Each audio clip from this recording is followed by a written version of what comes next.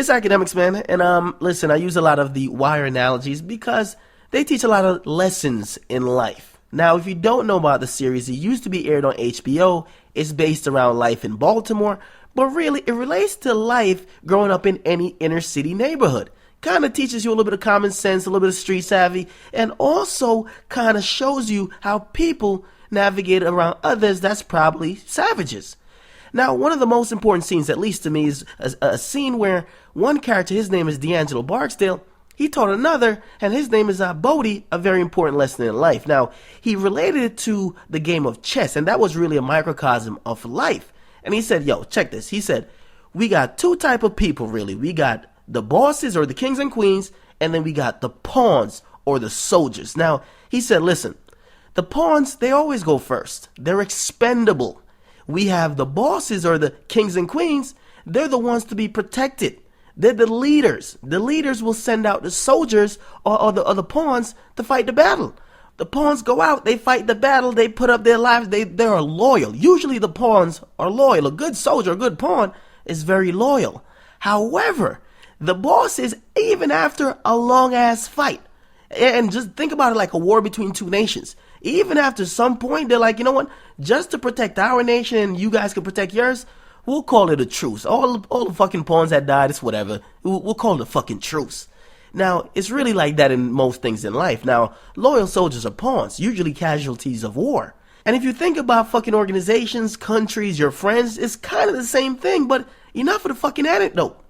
The top three goons of Gwinnett County, man, apparently they have squashed the fucking beef with Chief Keef. However, looked like someone failed to inform GBE Capo, who made it clear on Instagram and Twitter that he's not with this fucking rap beef, internet beef, and he's most definitely ain't rocking with no Migos. Now, he said on Twitter, he said, listen, man, straight war shit. No peace treaty. Click, clack, up. This chopper let us speak.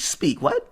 No apologies. That's either a fucking lyric or clearly some type of savage hieroglyphics. Anyway, it looks like Capo, he's not willing to squash nothing after he previously claimed that the Migos tried to jump him 30 versus 1 in fucking Olive Garden. Yes, he was eating his fucking chicken scampi, and then the fucking Migos tried to jump him. That's what he's claiming. Now, we just saw that Chief Keef and Tato, they were in a picture with the fucking Migos saying pretty much it's over. And even Fredo Santana, the Chirac demon himself, retweeted the infamous Instagram pic by now, and we all thought like it's over.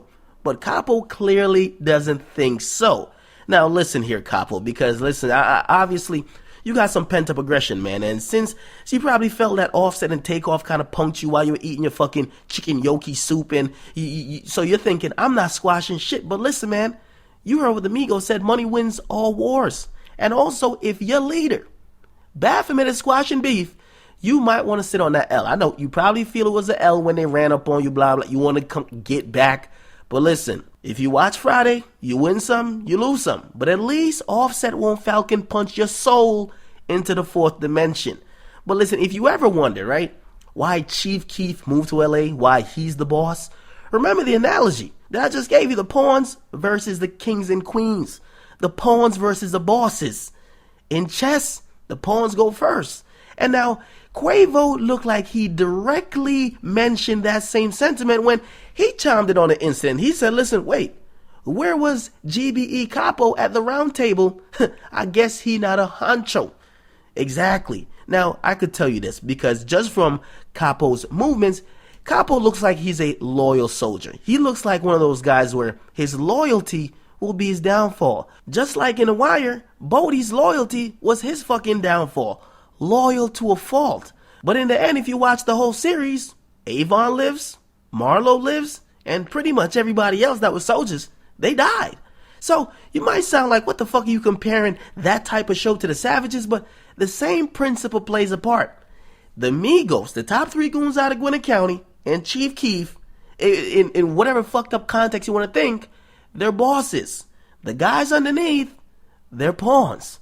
And listen, the reason why money really wins all wars is because whoever got the most resources will endure the longest.